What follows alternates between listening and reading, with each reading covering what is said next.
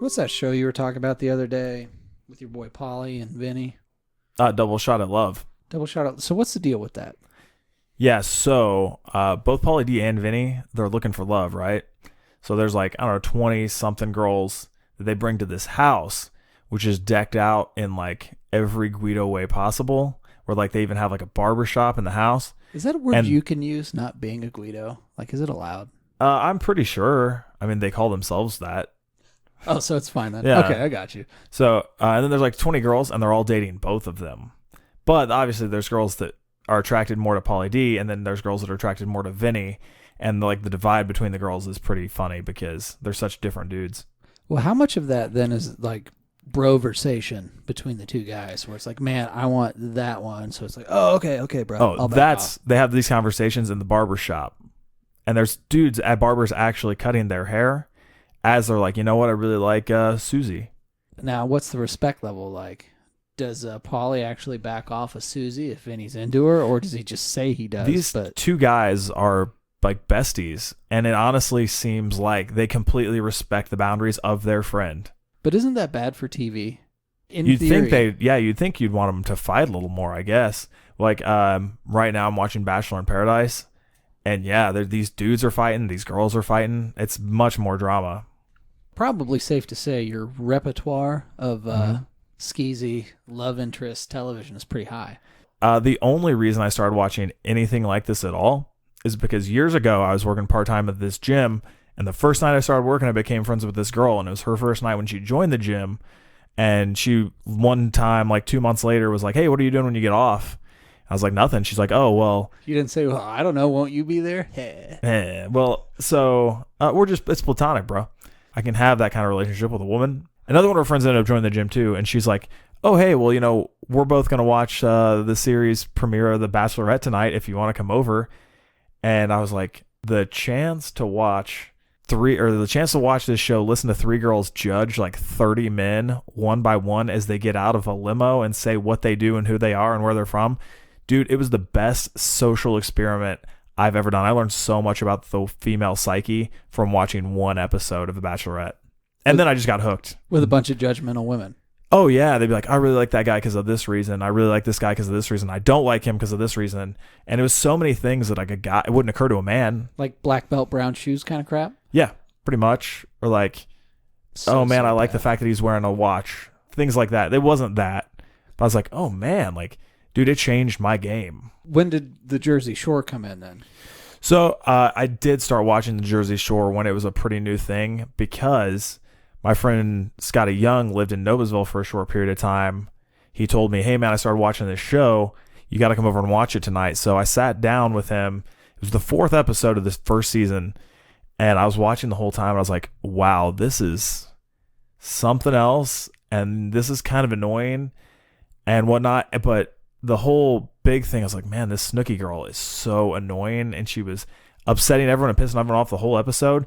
And then at the very end of the episode, she goes to get a drink from the bar. Some guy steals her shots, and she's like, hey, those are mine. The only thing she said all show that wasn't like bitchy, and the dude turned around and punched her in the face. Well, she had it coming, though. I think we can all agree. She did, but not from this guy. and I was just like, holy hell, and I was hooked. And then I started watching. I was like, "Oh, all the guys are really likable, and the girls are not." All the guys are really likable. All the guys are likable. Ronnie situation. Ronnie's a great dude. So are Vinny and Pauly D. Situation's a douche, but he owns it. He knows he's a douche. Yeah, you do know what you're getting into. Like, absolutely. And then you listen to them talk. It's like they have their own language and slang, and it's hilarious. They just want to have a good time, man. I respect that. All right, so here's what I envision. I mean, you can be in it. For the sake of this podcast, you're in it. But you got a team of however many wrestling bros you need living in a house. Mm-hmm. Who's on your squad?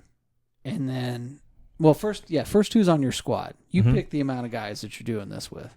This is a competition show? Well, this is similar to... or Jersey Shore-ish?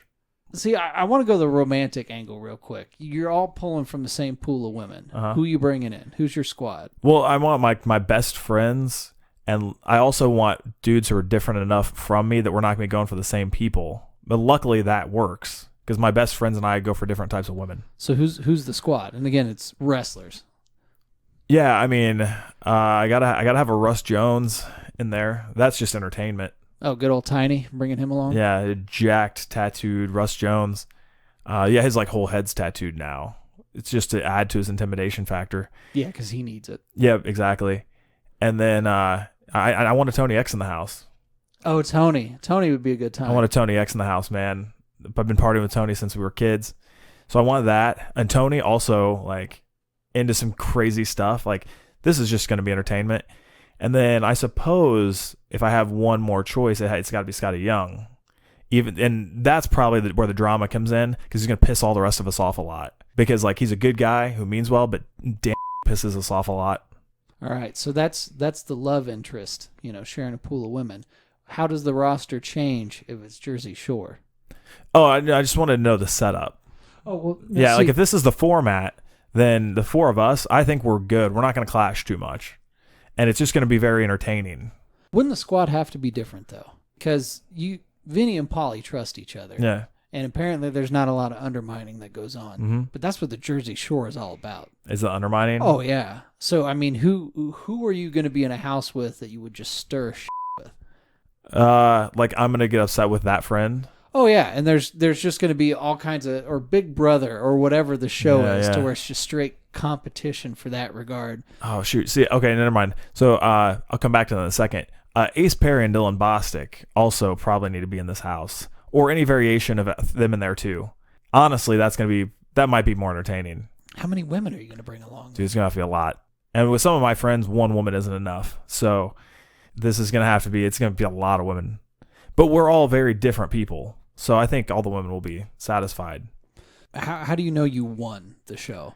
Whether this is something that you would implement based on your years of knowledge, or in general, how does one win these shows? See, I don't think there's like, the win is just if they end up in a couple. So if like two people end up at the end all happy, then that's a win. Unless like some of my friends have to get voted out of the house or something. I don't know. Ooh, I'm not used to watching too many shows where it's like a vote or elimination thing. This is my first season watching Bachelor in Paradise, where there's a bunch of men and women. So this is the first time I've seen this dynamic. In that one, do they just pair up, or is it people are eliminated? So pretty much they have to pair up, but there's always like more of one sex than the other. So every week or two, like some people do get eliminated because they're not coupled up. But then some people are trying to stay coupled up so they stay on the show even if they don't like the other one, which is not cool. I don't like that. But there's still like 4 or 5 happy couples. But then they might introduce someone new, and that kind of throws like a wrench into things. Oh. So what if you take your initial squad, your first crew? Ooh, yeah. And then what if Dylan comes in, or what if Ace comes in? Oh man, this would be hilarious. Or what if they got to make decisions for you? They brought in the ladies and they paired you guys up. I trust all those people. I trust all those people to pick what they think I would like. Sometimes your friends know you better than you. You have to admit that's a thing. No, that's true. Yeah. But you trust that they'd have your best interest at heart? Yeah, they probably wouldn't. I mean, they might want to mess with me a little bit, but not like screw up my life. So yeah, it's TV, dog. No one wants our friend to be dating that crazy person. 1 or 2 of those people I mentioned, for instance, are with people that are just terrible human beings that no one wants to hang out with. And by that I mean one of them, Scotty Young. Oh wow, not even. Might as well just throw it out there. Damn. He knows. It's real. He knows. He's not listening. So we got the setup. We got the cast. Going to take a lot of women. Are you talking house, island? What's the location on this? No, I'm down for whatever. If you just want to put me in a house in like Anderson even, I would have fun with this. But if you want to put me on a beach paradise island, that's cool too. Competitions, silly little crap involved with the couples. Ooh, that'd be really sweet. Or maybe we could even travel some. Like on The Bachelor, they travel a lot. Or my buddy Mikey Zero was on The Amazing Race. I was going to say, you bringing The Amazing Race into this? It's couples like traveling around the world. He and his just girlfriend at the time, they'd only been together a few months, Rochelle. They're married now. They traveled all around the world in like their first couple months together. How crazy is that? Because I'm curious on the gimmick. It's like smash or dash, man. You got to hook up or you're out of here. Oh, what's the deal? Like you force the people to have to smash, and if they don't, they're out of the house. That's a great idea. I had this conversation years ago with a friend of mine. They're like, with the generational differences and challenges in the world, people used to court for like ever and then maybe get married and then they would hook up, right? Right. Well, then it just changed into a world of, okay, we all just hook up and we see who like starts something that grows from that. So this makes perfect sense. That is entirely reversed. That I know, and you and I know some of the same people that it's like, hey, why are you guys together? I mean, I don't know. We hooked up once and just thought we'd see if it worked. Yeah, it did.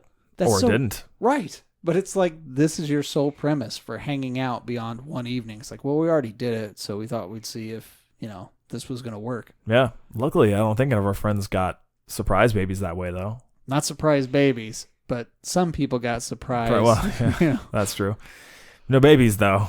Our friends were at least smart enough to intentionally do that. So if you have all this fun while you're in this island, or at this beach, doing activities, doing some traveling, yeah, I need to know.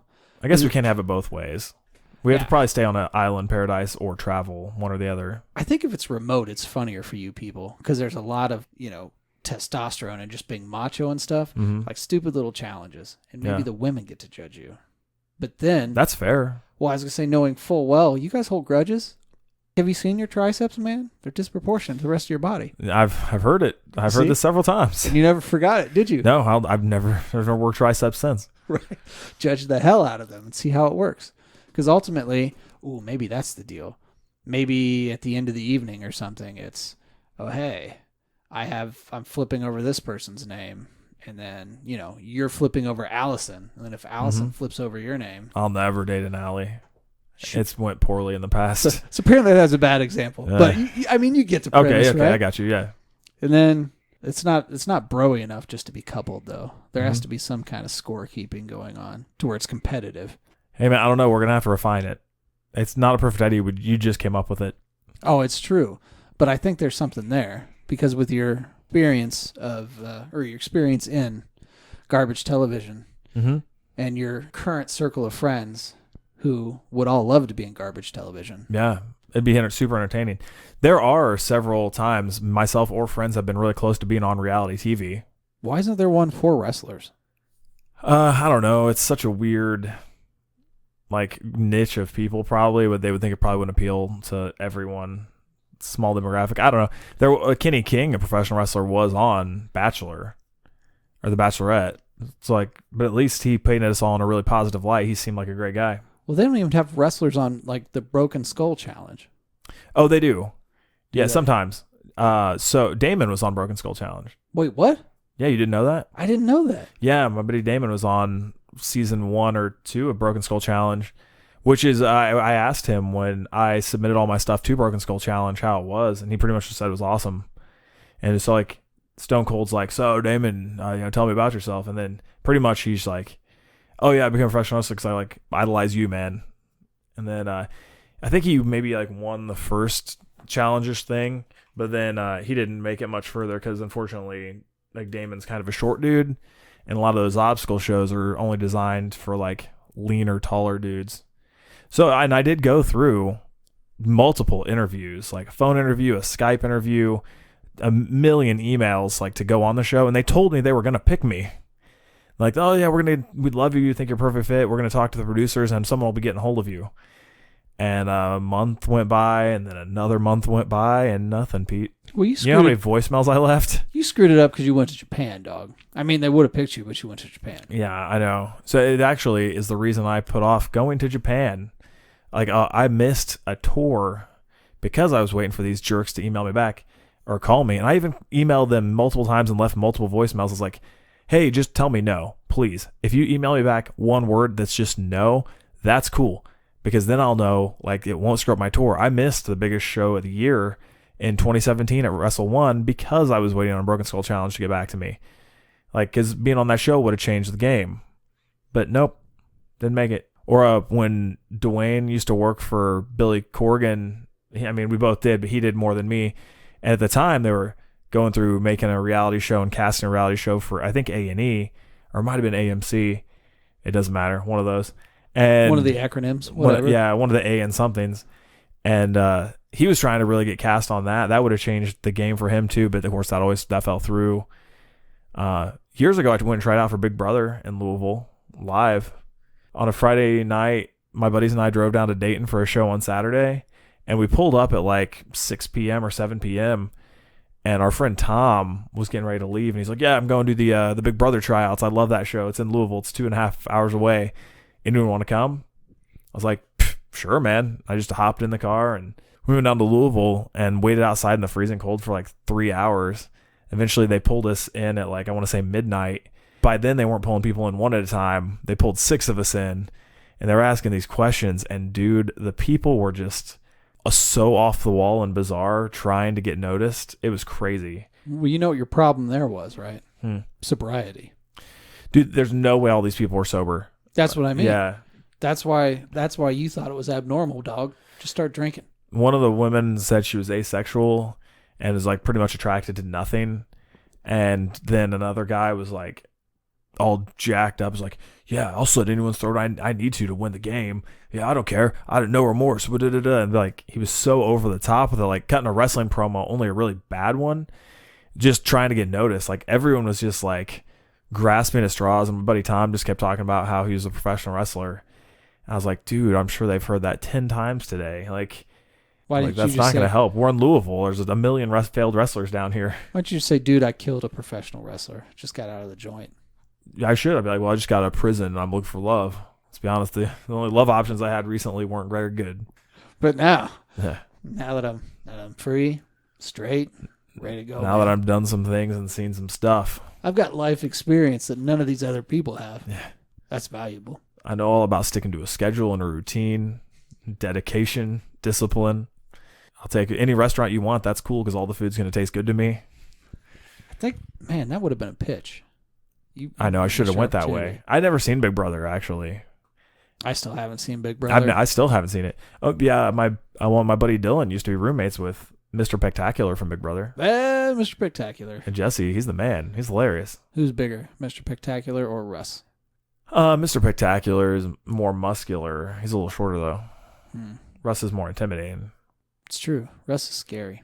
And then more reality TV, the dude I wrestled in Denmark, Carlos, apparently he got famous in Denmark for being on a reality show. I think Paradise Hotel was the name of it. I'm still waiting on a buddy of mine to send me a link because apparently he was the douchebag. You got some irons in the fire, right? Don't you have something working for another Fed? Get you some airtime? I have a few things. I'm trying to do to get noticed, yeah. But, I mean, who's to say what they are? Not me. Story for another day. Well, good thing you got that in. Mm-hmm. Just disrespecting me. I get it. That's fine, whatever. What are you talking about? No, that was it. Your story for another day. I'm glad you got it in there. Oh, whatever. Cool, man. Sweet. All right, well, that's my obsession with garbage reality TV and Pete's lack thereof. Yeah, tune into all that great garbage TV. I Hulu it the next day. I just hope work is slow on Tuesday morning so I can watch The Bachelor and Bachelor in Paradise. I usually watch it before Raw now because, that tells you enough about the product. I bet you don't even pay for a subscription, do you? I don't. Cheap bastard. Totally don't. I pay for Netflix and WB Network. That's enough. They owe you, in fact. Yeah. So, cool. At Off the Cliff Pod, at Jake Oman 2012, at Multimedia Hustle, and we will catch you next week.